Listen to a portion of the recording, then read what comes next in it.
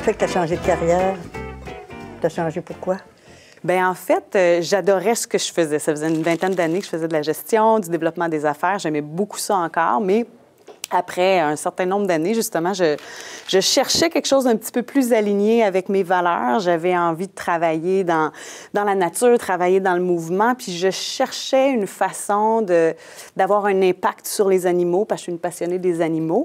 Puis en 2022, j'ai adopté un chien et je voulais l'éduquer correctement, avec les bonnes méthodes et tout ça. Donc, je me suis mis à me renseigner sur l'éducation canine, puis je suis tombée en amour avec ce monde-là. Et c'est là que j'ai décidé de faire une certification en comportement canin pour faire mon changement de carrière. Puis là, ça fait maintenant un an que j'ai fait le grand saut et je fais que ça maintenant aujourd'hui. C'est très bien, ça. Ben oui. De ton côté, toi aussi, c'est un changement de carrière, hein? C'est ça notre point commun aujourd'hui? C'est un retour aux études. Oui? Okay. Oui. J'ai eu une enfance assez spéciale qui m'a donné des outils pour faire ce que je voulais faire. Mais quand mes enfants ont été assez vieux, Jean-Philippe a eu 7 ans, je me suis dit, le plus jeune, j'ai dit, je ne resterai pas à la maison à rien faire à cette époque-là. Donc, j'ai décidé de retourner aux études. Ça a dérangé beaucoup le père de mes enfants. Ah oui, hein? Oui, mais j'ai décidé de retourner aux études. Et j'avais beaucoup de prérequis à faire parce que j'avais laissé l'école. J'ai fait une fugue de Matane à Montréal. Ça fait que j'ai laissé l'école assez tôt. Donc, rendu ici, il fallait que je fasse de la chimie, des cours de français, tout ce qu'ils demandaient pour que je puisse m'en aller en technique infirmière. Mais avant de faire une technique infirmière, par contre, j'ai rencontré un orienteur, puis je voulais savoir si j'étais intelligente. J'espère que tu n'en doutais pas quand même. Ça fait que... Et c'est ça. Puis là, c'est là que j'ai décidé de faire mon cours de la technique infirmière. Oui. Puis suite à ça, étant donné que j'étais adulte, j'ai pu rentrer en CLSC.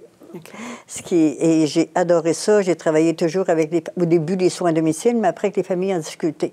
Donc, j'ai travaillé avec la violence faite aux femmes, aux enfants. On me laissait faire ce que je voulais au CLSC. J'ai parti, comme je disais tout à l'heure, les programmes holo, les petits déjeuners dans les écoles, beaucoup de choses, des cours de la sexualité dans les écoles. Ça, wow. Oui. Et après ça, j'ai décidé de faire aller à l'université faire mon bac pour être infirmière clinicienne.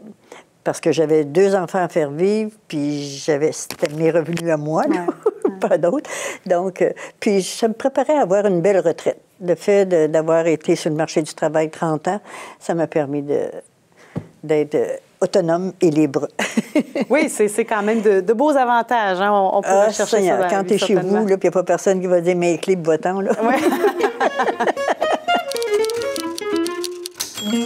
Si vous deviez donner un conseil à quelqu'un qui hésite à changer de voie professionnelle, quel serait le plus important à retenir? Dès que tu hésites à quelque chose, c'est parce que tu n'es plus bien de ce que tu as avant. Donc, faut foncer. Ouais. Il y a toujours des personnes qui peuvent nous guider, qui peuvent nous aider dans tout ça. Mais moi, en tout cas, ça a été le plus beau move de ma vie parce que j'ai toujours été bien dans ce que j'ai fait après. Là. Jamais, moi, je me dis, oh, c'est lundi. Là. Jamais. Là. J'ai toujours aimé ça. J'ai le goût de rajouter à ça que faut mettre de côté aussi le jugement. Hein? Des fois, j'imagine, à ton époque, ta génération, il devait avoir des jugements ou des freins sur justement un changement, un retour à l'école et tout. Ça a dérangé plus du côté de la famille de mon mari. Okay. Ma mère a toujours été sur le marché du travail, puis elle est allée à l'université, puis tout ça. Ça a plus dérangé parce que je n'étais plus là pour... Les enfants? Non, pas pour les enfants, pour la visite le dimanche. Ah, oui. Ben, la visite est autonome, hein? Ben, oui, c'est ça. Elle peut s'occuper d'elle-même, la visite. Oui.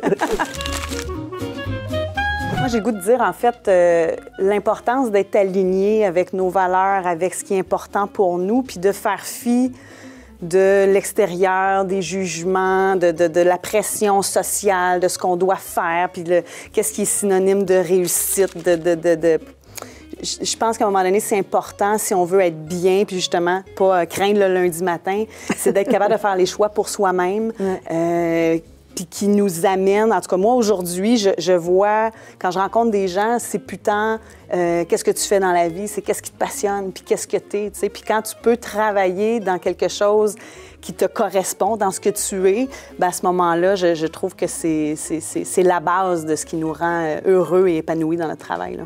Tu devrais faire le bon choix. Hein? Le moment marquant, c'est quand je me suis retrouvée dans la maison Je me dis, c'est pas vrai, elle dit qu'à 30 ans, là, je vais être dans la maison, puis je vais faire du ménage, puis je vais faire le souper, puis à cause de mon passé d'enfance, ça n'avait pas tout été facile. Là, j'ai décidé de rencontrer un orienteur, puis passer un test d'intelligence. Parce que ma mère, elle me disait toujours que je n'étais pas intelligente. Je faisais du beau ménage, qu'elle disait. Oh boy! Ouais, ça fait que c'était ça qui était marquant, qui était difficile pour moi. Puis j'ai eu besoin. Quand il me dit, si on vous pose une question, puis vous ne comprenez pas, dites-vous que toute la classe ne l'a pas compris. Wow. Ça fait qu'il avait été encourageant. Il s'appelait Robert Charlebois, l'Orient. Ah oui, hein? Mais pas le chanteur, là. Non, c'était pas... Mais je me souviens de lui parce que je l'ai revu plus tard quand je travaillais au CLSC. Puis, moi, le CLSC, ça a été vraiment quelque chose qui m'a apporté beaucoup, beaucoup, beaucoup, beaucoup, parce que j'ai travaillé avec la population à tous les niveaux. Puis il y a des choses. Tu sors d'une maison, tu vois un enfant qui a été abusé, là.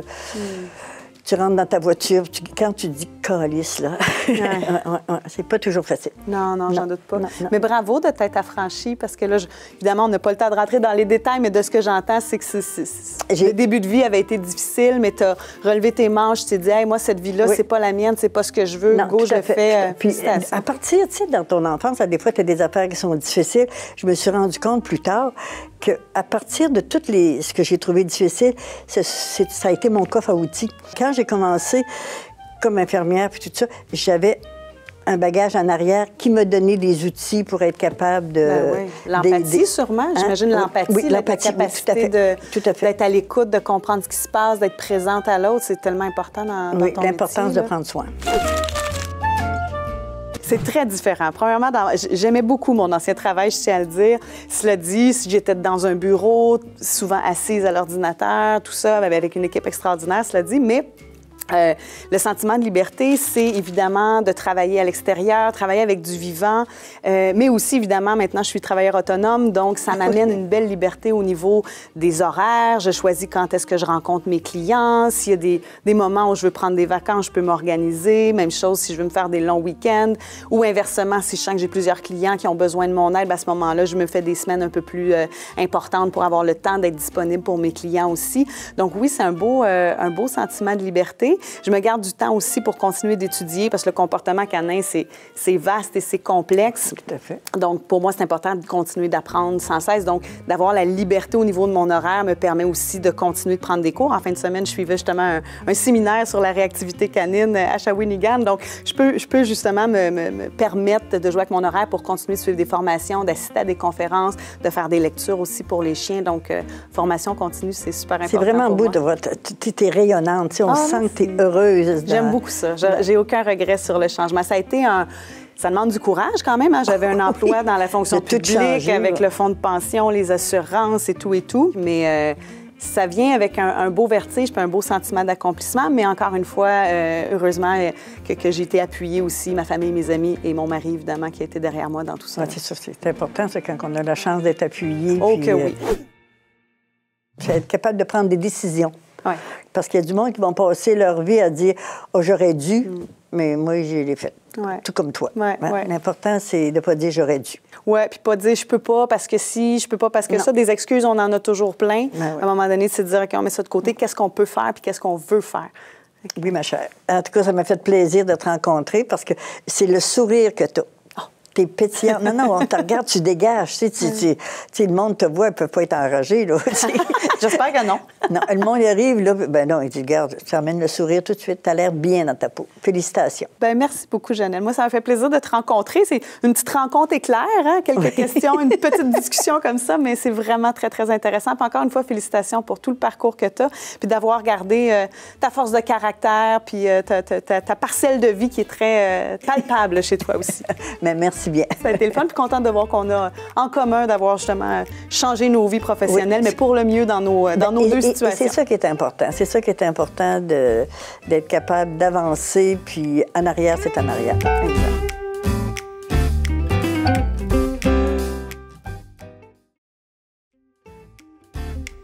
Bien, moi, je suis pas quelqu'un qui va particulièrement derrière les caméras. Moi, c'est vraiment le contraire. Moi, je travaille dans le monde des arts vivants, mais je travaille vraiment en arrière-scène, beaucoup sur la direction de production. Donc, j'organise des spectacles tant en danse qu'en musique, que des festivals.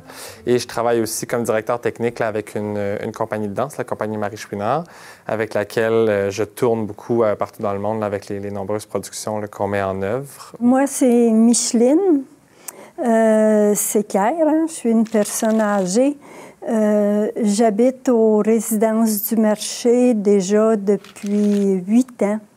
Je suis arrivée là, j'étais en pleine forme. J'étais là parce que mon mari, à ce moment-là, était malade. Maintenant, je suis seule depuis 8 ans parce que était très peu de temps avec moi. Et je dois m'habituer. C'est une autre vie que d'être en résidence. Hein? Quand on est chez soi, on est maître chez soi. Oui, c'est complètement. Le cas de le dire. Oui. Tandis que là, on devient les personnes qui... on a des directives à suivre parce qu'on est dans un milieu communautaire. Plus encadré. Là. Ouais. Alors, pour moi, ça a été difficile parce que j'étais dans le monde de l'immobilier. Ah oui? Et c'est moi qui donnais les consignes. Aux gens, ben oui. Et là, je me fais donner les consignes. Alors, c'est un peu ça. Mais toute ma vie, j'ai fait ça. J'ai fait beaucoup de bénévolat parce que j'étais, quelque part, une femme au foyer. Okay. Tout en faisant de l'immobilier. Moi, j'étais en administration, puis je m'occupais de tout ça, tandis que mon mari était sur le côté entretien, lui. Alors, j'avais besoin d'aller à l'extérieur, j'avais besoin de communiquer, donc je suis allée beaucoup faire de bénévolat et j'ai accompagné les enfants à l'école. J'ai travaillé en paroisse auprès des enfants aussi. J'ai travaillé plus tard avec les couples, les relations de couple. OK, en relationnel. Oui, j'ai travaillé. Puis là, maintenant, je suis toute seule. Ça fait que là, quand je suis arrivée à la résidence, j'étais bien. Je faisais... moi, j'étais ouverte au bénévolat à toutes ses formes. Bien sûr. Maintenant, la santé laisse aller, se décline un peu. Alors, je suis plus calme que j'étais. Et ça, je trouve ça difficile, de ne plus avoir la capacité de donner comme j'aimais le faire. Bien, vous êtes quelqu'un, clairement, qui toute votre vie a été très active, un peu partout en même temps. C'est vrai. Ça fait un gros changement. Là. Moi aussi, je suis très comme ça. Le problème, c'est ça, c'est d'accepter de vieillir. Oui. Puis de vieillir, on dit toujours on voudrait vivre en santé, vieillir en santé, mais c'est pas nous qui décidons, hein? Non, ça, c'est sûr. Alors, c'est une grosse adaptation. Maintenant, question de me tenir encore éveillée puis motivée à continuer malgré mes incapacités. Là, je vais beaucoup vers les spectacles. Ah, ben c'est super, ça. Ça, je suis... Parler à la bonne personne, là. Sans le savoir. Moi, c'est sûr que faites mon bonheur en Alors, c'est pour ça que j'étais intéressée de venir ici pour voir aussi l'arrière. Oui. Tu sais, c'est aussi intéressant de comprendre ce qui se passe en arrière que sur la scène. Ah, c'est super. Vous fréquentez des spectacles un peu partout, plus danse, théâtre, musique? Moi, je suis musique parce que à cause de mon audition qui est fragile, alors la parole, j'ai plus de difficultés. Ça dépend des salles, ça dépend des acteurs, ça dépend, des tons de voix. Puis bon, alors je m'équipe pour essayer de comprendre, mais j'aime beaucoup les pièces de théâtre. C'est merveilleux. Puis les films aussi. Alors, je reste beaucoup Ici, on a tout ça, à Sainte-Thérèse. Oui, vous avez une belle offre culturelle, je pense, quand même, dans la ville. On a les films à BMO, on a le cégep Lionel Groulx. Oui, plein de productions de théâtre à Lionel Groulx, belle école de théâtre. On a des petits spectacles aussi à Maison-la-Chaîne. Tu sais, c'est des choses qui sont accessibles pour moi. Oui. Oui. Pour moi. Puis dans le monde des arts vivants, on travaille très fort, nous aussi, pour rendre nos productions le plus accessibles possible. On tourne des spectacles actuellement qui sont beaucoup dans les maisons de la culture, qui sont grand public, puis qui coûtent pas trop cher parce que, justement, on veut que les gens viennent à nos spectacles. Tant de 7 à 77 ans, là, on essaie d'attirer de... non, il faut que tu montes plus que ça. Plus que ça, c'est vrai. 7 à 97, 100 ans, il n'y a pas de problème. Mais on essaie vraiment d'aller chercher un maximum de public puis d'ouvrir ça à tout le monde parce qu'on le remarque. Puis en diffuseur, en producteur, on s'en parle beaucoup, mais on voit comment l'art-thérapie, les arts vivants, c'est vraiment quelque chose de tellement important dans notre société. Puis tant avec les plus jeunes que les plus vieux, c'est un moment où on peut relâcher, où ça fait du bien, ça nous nourrit. C'est l'important, ça nous nourrit. Oui. Parce que quand on perd des capacités, on se referme un peu plus sur soi. Moi, en tout cas, c'est ce que je constate. Complètement. Alors, je cherche des sujets qui m'attirent, puis j'ai encore envie de découvrir, tu sais, là, des conférences. Curieuse. Oui. Je suis un peu dans tout ça. Oui, mais c'est important de rester curieux, je pense, dans la vie. Moi, si on n'est pas curieux, on vieillit mal. Oui. Moi, je pense qu'on vieillit mal si on n'est pas curieux. Ah, tellement. Si tout le monde pensait comme vous, ça serait merveilleux. Mais ça n'empêche pas qu'il y a des fois, j'ai de la... Tu sais, c'est difficile. Mais on achète nos billets d'avance, donc on a comme pas le choix de s'obliger à y aller. Oui, c'est certain. Oui. Est-ce que vous vous intéressez plus à la culture maintenant parce que vous avez plus de temps ou même, mettons, quand vous étiez à la fois femme au foyer, agente immobilière, vous preniez le temps de sortir quand même ou j'imagine que là, ça devait être différent? On sortait moins. C'est sûr. Puis on était plus sélectif dans nos choix. Parce qu'on est à deux, il faut se respecter, il faut vouloir aller dans la même direction. Alors non, on avait quand même, c'était beaucoup de variété. Mais mon mari aimait aussi les pièces de théâtre. Donc, il était curieux, lui aussi. Là, de sortir, faire des sorties culturelles. On a découvert ensemble plein de choses. On a voyagé aussi. Oui. Mais là, moi, je peux à peine voyager. C'est plus difficile. Oui. Ça fait que ça, c'est un gros deuil. Oui, c'est fatigant à voyager, ça, c'est clair. Mais toi, dans ton parcours, tu es jeune. Oui. J'ai un petit-fils qui est peut-être plus jeune que toi un peu, mais on est curieux de savoir vos ambitions à long terme. Comment tu entrevois ton avenir? Comment est-ce que les personnes, les parents, les grands-parents sont pour toi des modèles? Complètement. J'ai eu des belles figures parentales comme de mes grands-parents. J'ai eu un grand-père qui était juge. J'ai une grand-mère qui, elle, justement, était plus femme au foyer, mais qui faisait 1 million de choses en même temps. Puis elle a eu 6 enfants, fait qu'elle n'avait pas de temps à perdre. Puis elle avait beaucoup de cordes à son arc. Là, très impressionnant, la vie qu'elle a menée. Elle travaillait très fort. Puis on voit comment, des fois, quand on travaille fort de notre côté, on pense à ces gens-là. Puis des fois, on se dit, waouh, nous, oui, on travaille fort, mais eux autres aussi, ils l'ont pas eu facile non plus. C'était pas facile. Non. C'était un autre mode de vie aussi, tu sais, On peut pas comparer. Moi, tu vois, mes parents sont décédés à 75 ans. Ils étaient vieux. Quand je suis arrivée là, puis que je me suis mis à dépasser, mais j'ai dit, il était pas vieux, mais pas du tout. Non, c'est ça. Puis on a à peine envie de dire qu'on est vieux nous-mêmes. Bien, c'est la vieillesse, je pense. Puis là, je parle peut-être à travers mon chapeau parce que, tu sais, je suis pas du tout rendu là. Mais je pense que oui, c'est réel, on le voit, tu sais, on le sent. Puis comme vous dites, vous avez moins d'énergie, c'est plus difficile de sortir et tout et tout. Mais ça reste que clairement, avec ce que vous faites, bien, vous restez quand même dans une certaine jeunesse. C'est une jeunesse intellectuelle, vous gardez votre curiosité, vous continuez à aller faire du bénévolat, vous promener. Puis c'est comme ça qu'on reste jeune quelque part. Oui, t'sais. oui. Y a-t-il quelque chose que vous admirez chez la génération de la personne assise devant vous?